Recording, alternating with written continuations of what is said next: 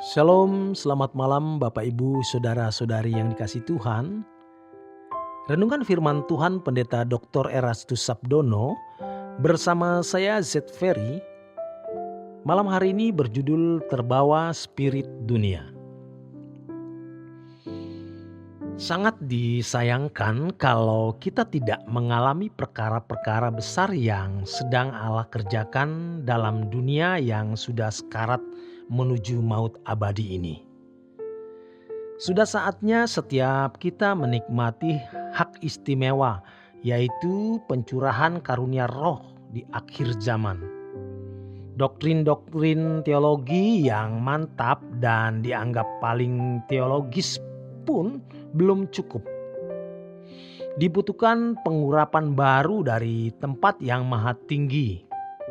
Untuk ini, orang percaya dituntut memiliki kehidupan yang bersekutu sedemikian rupa dengan Tuhan dan tidak menundanya. Orang percaya harus sungguh-sungguh memiliki komitmen yang tegas menolak segala bentuk pengaruh dunia yang jahat. Orang percaya harus menggunakan kehendak bebasnya untuk menolak segala dosa. Dalam hal ini, orang percaya harus tegas menolak dosa tanpa kompromi sama sekali. Setiap orang percaya tidak boleh bergantung kepada manusia lain, bahkan kepada pendeta sendiri. Di sini masing-masing kita dipanggil untuk memiliki ketergantungan penuh kepada Allah. Masa di mana setiap jemaat bergantung kepada pendeta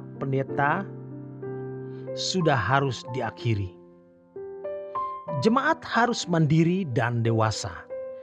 Dibutuhkan ketegaran hati orang percaya untuk memandang Tuhan dan bergantung kepada Allah sepenuhnya. Orang Kristen harus bangun dari hidup kekristenannya yang kekanak-kanakan, berdiri sebagai orang dewasa dengan kekuatan Tuhan.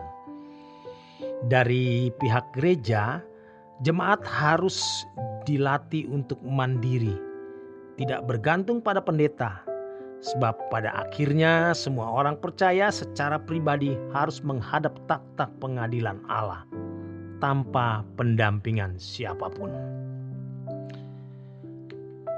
Betapa tegasnya Yohanes Pembaptis terhadap orang yang kelihatannya mau menjadi pengikut Tuhan, tetapi tidak sungguh-sungguh mau bertobat. Matius 3 ayat 7-12 menjelaskan hal ini. Ini memberikan kepada kita gambaran yang jelas hal kehidupan kekristenan yang benar kalau setiap hamba Tuhan memiliki ketegasan seperti ini. Gereja akan dikunjungi oleh orang-orang yang sungguh mau masuk dalam kerajaan surga. Bukan hanya mau sekedar melarikan diri dari kesulitan hidup sementara dalam dunia ini. Yohanes mengajak setiap pendengarnya untuk memiliki kehidupan yang berkenan di hadapan Tuhan. Status sebagai anak Abraham. Sudah tidak perlu lagi soal keturunan Abraham secara darah dan daging tidak lagi berarti sejak zaman anugerah. Namun yang penting adalah pertobatan yang sungguh yang dibuktikan dengan baptisan air. Roma 6 ayat 1-5. Dalam Matius 3 ayat yang ke-10 diberitahukan kepada kita bahwa Tuhan akan bertindak tegas kepada setiap orang. Ketegasan Tuhan itu digambarkan oleh Yohanes dengan kampak. Itu akan terjadi atas setiap umat Allah. Dalam hal ini, teringatlah kita dengan ucapan Tuhan Yesus dalam Yohanes 15 ayat 1-7. Carang yang berbuah dibersihkan untuk lebih banyak berbuah, tetapi carang yang tidak berbuah dikeratnya. Banyak orang sering tidak memedulikan keadaan diri mereka di hadapannya, di hadapan Allah. Apakah mereka termasuk carang yang berbuah atau tidak? Mereka tidak peduli dan tidak sungguh-sungguh mau berperkara. Ini adalah sikap pasif yang membahayakan. Sikap pasif ini adalah sikap yang menunda apa yang seharusnya dilakukan segera. Ketidakpedulian inilah yang disukai iblis sampai saat ini. Mereka menghadap Tuhan atau penghakiman Allah datang. Mereka ditolak oleh Allah.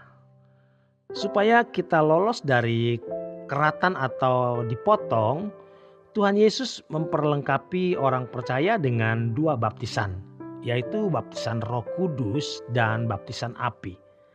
Baptisan Roh Kudus jelas kita sudah paham. Tetapi apa yang dimaksud dengan baptisan api di sini?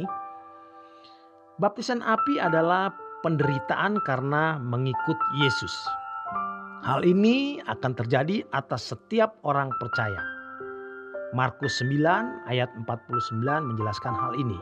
Penderitaan yang dialami orang percaya bisa menjadi alat dalam tangan Allah mengokohkan iman orang percaya dan memurnikan pengiringan mereka kepada Yesus. Selain itu, penderitaan yang dialami oleh orang percaya mendatangkan kemuliaan, sebab hanya orang-orang yang menderita bersama dengan Yesus yang akan dimuliakan bersama-sama dengan Dia. Dalam masa penampian yang akan Tuhan lakukan atas manusia di bumi ini, Tuhan akan memisahkan orang benar dan orang yang tidak benar. Dalam Alkitab dikatakan bahwa Tuhan seperti seorang petani gandum yang membersihkan tempat penggirikan untuk mengumpulkan gandum ke dalam lumbung, yang tentu jeraminya akan dibuang. Hal ini berbicara mengenai masa penampian yang sekarang sedang berlangsung. Penampian itu berlangsung melalui beberapa sarana, antara lain, yang pertama, melalui pengaruh dunia yang jahat. Orang percaya akan diperhadapkan dengan pilihan. Apakah mereka tetap teguh berjalan dalam kebenaran firman Tuhan atau terpengaruhi sehingga terhilang. Kemudian hal yang kedua, melalui penganiayaan atas orang percaya. Apakah orang percaya tetap setia dalam imannya? Penganiayaan ini bisa bersifat fisik atau non-fisik. Kalau dunia hari ini sangat sedikit penganiayaan yang secara fisik. Yang ada adalah penganiayaan secara batin. Orang-orang percaya yang menjaga kesucian dan meninggalkan percintaan dunia menghadapi penganiayaan ini. Kemudian yang ketiga, melalui pengajaran sesat dan transfer spirit dari roh jahat. Banyak sarana yang dipakai oleh iblis untuk hal ini. Orang-orang Kristen yang tidak bergaul secara benar akan terbawa oleh arus spirit dunia yang jahat agar dapat dibinasakan. Demikian kebenaran firman Tuhan malam hari ini. Selamat malam, selamat beristirahat. Tuhan memberkati.